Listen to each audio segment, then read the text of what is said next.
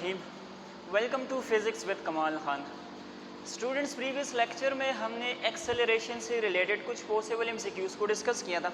आज के लेक्चर में हम ग्राफिकल एनालिसिस ऑफ मोशन से रिलेटेड एमसीक्यूज़ को डिस्कस करेंगे। तो चलिए स्टार्ट करते हैं आज के लेक्चर को एमसीक्यू नंबर 1 से। The velocity versus time graph for a body in a straight line is shown. एक बॉडी है जो कि स्ट्रेट लाइन पर मोशन कर रही है, उसका जो ग्राफ है वो आपको शो किया गया है। Which of the following region represent when no force is acting on the body. इनमें से कौन सा ऐसा रीजन है जहां पर बॉडी के ऊपर कोई फोर्स एक्ट नहीं कर रहा। तो स्टूडेंट, जब आप लोगों को इस तरह के क्वेश्चंस आते हैं, आप लोगों के माइंड में ये आ जाता है कि हमने तो जो ग्राफिकल एनालिसिस पढ़ा था वहाँ पर तो एक्सेलरेशन, वेलोसिटी या डिस्टेंस डिस्प्लेसमेंट की बातें हो रही थी, यहाँ पर तो दरमियान में फोर्स भी आ गया। तो हम फोर्स को किस तरह से मालूम कर सकते हैं कि कहाँ पर फोर्स ज़ीरो होगा और कहाँ पर फोर्स हमारे पास नॉन ज़ीरो होगा। तो इसका एक बड़ा ही आसान सा हल है, आसान सा एक कंसेप्ट है। आप लोगों ने पढ़ा है Newton's first law, Newton's first law आप लोग पढ़ चुके हो। वहाँ पर आप लोगों ने पढ़ा है कि जब किसी बॉडी के ऊपर फोर्स एक्ट नहीं करता तो बॉडी के अंदर एक्सेलरेशन कितना होगा, ज़ीरो के बराबर होगा। अब हमें यहाँ किस तरह से पता चलेगा, तो आप लोगों ने ये बात, फोर्स वाली बात जो है वो कहाँ से निकालनी है, एक्सेलरेशन से निकालनी है। इनमें से जिस रीजन में भी एक्सेलरेशन ज़ीरो के बराबर होगा वहाँ पर बॉडी के ऊपर कोई फोर्स एक्ट नहीं कर रहा होगा। तो ज़रा रीजन्स को देखते हैं। ए से लेकर बी तक with respect to time velocity में चेंज आ रहा है। अगर मैं इसको देखूँ तो वेलोसिटी में असल में इंक्रीज आ रहा है। तो मेरे कहने का मतलब ये है कि विद रिस्पेक्ट टू टाइम अगर वेलोसिटी में चेंज आ रहा हो, इसका मतलब ये होना चाहिए कि यहाँ पर एक्सेलरेशन नॉन ज़ीरो है। अगर एक्सेलरेशन नॉन ज़ीरो है तो फोर्स भी क्या होगा, नॉन ज़ीरो होगा। अगर मैं बी से लेकर सी तक देखूं तो यहाँ पर with respect to time velocity के मैग्नीट्यूड में कोई इंक्रीज या डिक्रीज हमें नज़र नहीं आ रहा। क्यों? क्योंकि ये वाली जो स्लोप है ये असल में एक्स एक्सिस के साथ पैरेलल में है, जिसका मतलब ये है कि वेलोसिटी में ना तो इंक्रीज आ रहा है और ना ही वेलोसिटी में कोई डिक्रीज हमें नज़र आ रहा है। तो जब वेलोसिटी में विद रिस्पेक्ट टू टाइम कोई चेंज, कोई इंक्रीज डिक्रीज ना आता हो, उसका मतलब क्या होता है, उसका मतलब ये होता है कि यहाँ पर एक्सेलरेशन ज़ीरो के बराबर है। अगर एक्सेलरेशन ज़ीरो है तो इसका मतलब क्या है, फोर्स हमारे पास ज़ीरो के बराबर है। तो ये वाला जो रीजन है बी से लेकर सी तक, यहाँ पर फोर्स हमारे पास ज़ीरो के बराबर होगा। अच्छा, next MCQ, which of the following shows uniform speed. आपको कुछ ग्राफ्स गिवन है, इनमें से कौन सा ग्राफ जो है वो यूनिफॉर्म स्पीड को रिप्रेजेंट कर रहा है। ज़रा देखिएगा, ये जो है एक्सेलरेशन और टाइम के दरमियान में ग्राफ है, ये वाला वेलोसिटी टाइम का और ये वाला वेलोसिटी टाइम का। सबसे पहली चीज़, इस तरह के एमसीक्यूज़ में आप लोगों ने ये देखना होगा कि एक्स एक्सिस पर तो ठीक है टाइम है, लेकिन वाई एक्सिस पर कौन सी क्वांटिटी है, तब आप लोग आसानी के साथ डिसाइड कर सकोगे। तो ज़रा देखिएगा, यहाँ पर विद रिस्पेक्ट टू टाइम हम एक्सेलरेशन में चेंज को स्टडी कर रहे हैं। एक्सेलरेशन डिवाइडेड बाय टाइम की बात यहाँ पर हो रही है, ठीक है। तो ये तो हमें स्पीड नहीं दे सकता, बात समझ में आ रही, ये हमें स्पीड नहीं दे सकता।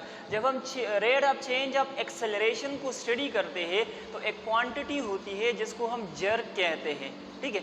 यहाँ पर हम उसकी डिस्कशन नहीं कर रहे हैं। तो मेरे कहने का मतलब ये है कि ये वाला जो स्लोप है ये स्पीड के बराबर नहीं आ सकता, तो ये वाला तो करेक्ट ऑप्शन हो ही नहीं सकता, ठीक हो गया। अच्छा, यहाँ पर जो है वेलोसिटी और टाइम के दरमियान में हमारे पास क्या है, स्लोप है, ठीक है। तो अगर इसको हम देखें, ये वाला जो स्लोप होगा ये हमें एक्सेलरेशन देता है। वेलोसिटी और टाइम के दरमियान में जो स्लोप हम ड्रा करते हैं वो एक्सेलरेशन के बराबर होता है। किस तरह से आप लोग पढ़ चुके हो कि हमारे पास स्लोप जो होता है that is delta Y divided by delta X. तो यहाँ पर वाई एक्सिस के ऊपर वेलोसिटी है, एक्स एक्सिस के ऊपर टाइम है, change in velocity per unit time को हम एक्सेलरेशन कहते हैं। अगर इस तरह का स्लोप आ जाए तो उसका मतलब होता है यूनिफॉर्म एक्सेलरेशन, ठीक है। यूनिफॉर्म एक्सेलरेशन का मतलब क्या होता है, वेलोसिटी में यूनिफॉर्मली इंक्रीज आ रहा है। वेलोसिटी में क्या है, यूनिफॉर्मली इंक्रीज आ रहा है। यहाँ पर इंक्रीज की बात नहीं हो रही बल्कि यूनिफॉर्म स्पीड की बात हो रही है, ठीक हो गया। अच्छा, अगर हम सी वाले को देखें, वेलोसिटी या स्पीड टाइम का जो ग्राफ है, तो मैंने आप लोगों को बताया कि ये एक्सेलरेशन के बराबर आता है। अगर यहाँ पर हम देखें तो टाइम के लिहाज से वेलोसिटी के अंदर कोई चेंज नहीं आ रहा, टाइम के लिहाज से वेलोसिटी के अंदर कोई चेंज नहीं आ रहा। तो अगर वेलोसिटी के अंदर कोई चेंज नहीं आ रहा हो तो 0 divided by delta T which is 0 metre पर सेकंड स्क्वायर। यहाँ पर एक्सेलरेशन कितना है, 0 मीटर पर सेकंड स्क्वायर। अभी इसका इससे क्या लेना देना, तो ज़रा देखिएगा, ऐसा मोशन जिसमें एक्सेलरेशन 0 के बराबर होता है तो उस मोशन को हम यूनिफॉर्म कहते हैं कि नहीं कहते। तो ये वाला जो ग्राफ है जिसमें एक्सेलरेशन 0 के बराबर है, ये असल में रिप्रेजेंट कर रहा है किस चीज़ को, यूनिफॉर्म स्पीड को रिप्रेजेंट कर रहा है। ठीक हो गया। अच्छा, बढ़ते हैं नेक्स्ट एमसीक्यू की तरफ, जो कि मैंने इस साइड पे लिखा हुआ है। Which of the following shows uniform increasing speed. ज़रा इसको देखें, विच of the following shows uniform increasing speed. वहाँ पर मैंने लिखा था यूनिफॉर्म स्पीड, यहाँ पर है यूनिफॉर्म इंक्रीजिंग स्पीड। तो पहला वाला जो है एक्सेलरेशन और टाइम के दरमियान में है, और इससे पहले मैंने आपको बताया कि ये हमें जर्क देगा एज अ रिजल्ट, लेकिन यहाँ पर एक्सेलरेशन में कोई चेंज नहीं आ रहा, तो इसको हम कहेंगे यहाँ पर यूनिफॉर्म एक्सेलरेशन है। मतलब ये वाला हमारे पास करेक्ट नहीं है। क्यों? क्योंकि यहाँ पर वाई एक्सिस के ऊपर एक्सेलरेशन है, टाइम एक्सिस या एक्स एक्सिस के ऊपर हमारे पास टाइम है। With respect to time acceleration में कोई चेंज नहीं आ रहा, जिसका मतलब ये है कि हमारे पास एक्सेलरेशन क्या है, वो यूनिफॉर्म है। अच्छा, इस वाले को देखें, ये वाला जो हमारे पास है एक्सेलरेशन और टाइम के दरमियान में, तो एक्सेलरेशन में विद रिस्पेक्ट टू टाइम हमारे पास क्या है, एक इंक्रीज आ रहा है।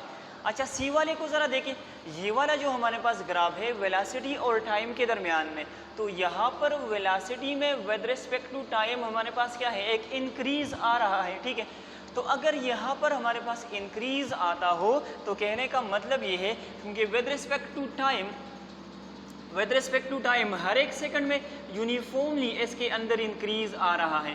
अगर हर एक सेकंड के अंदर इसमें हमारे पास यूनिफॉर्म इंक्रीज आ रहा है, इसका मतलब ये है कि ये वाला हमारे पास करेक्ट ऑप्शन होगा, क्योंकि हमसे पूछ रहे हैं विच of the following shows uniform increasing speed. तो ऑप्शन सी जो है वो यूनिफॉर्म इंक्रीजिंग स्पीड को शो कर रहा है।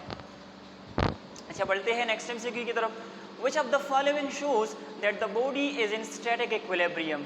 कौन सा ग्राफ जो है वो स्टैटिक इक्विलिब्रियम को रिप्रेजेंट कर रहा है, ज़रा देखिएगा।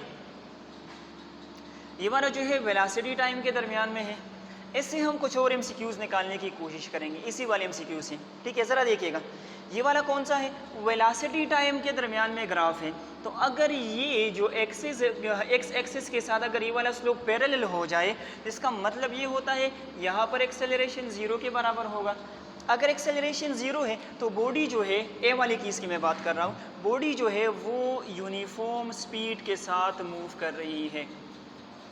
बॉडी क्या है, यूनिफॉर्म स्पीड के साथ मूव कर रही है। तो ज़रा रिकॉल करें, आप लोगों ने पढ़ा था जब बॉडी यूनिफॉर्म स्पीड से मूव कर रही है, ठीक है, लीनियर मोशन, तो ऐसे वाले इक्विलिब्रियम को हम कहते हैं ट्रांसलेशनल डायनेमिक इक्विलिब्रियम। हम इसको कहते हैं, क्या कहते हैं, ट्रांसलेशनल डायनेमिक इक्विलिब्रियम। तो आपसे पूछा जा सकता है, तो ये वाला जो है ये असल में ट्रांसलेशनल डायनेमिक इक्विलिब्रियम को रिप्रेजेंट कर रहा है। हमसे क्या पूछा गया है, स्टैटिक इक्विलिब्रियम, तो ये वाला तो करेक्ट नहीं हो सकता। अगर ये इक्विलिब्रियम में है लेकिन ट्रांसलेशनल में है, वहाँ पर हमसे पूछ रहे हैं स्टैटिक इक्विलिब्रियम का।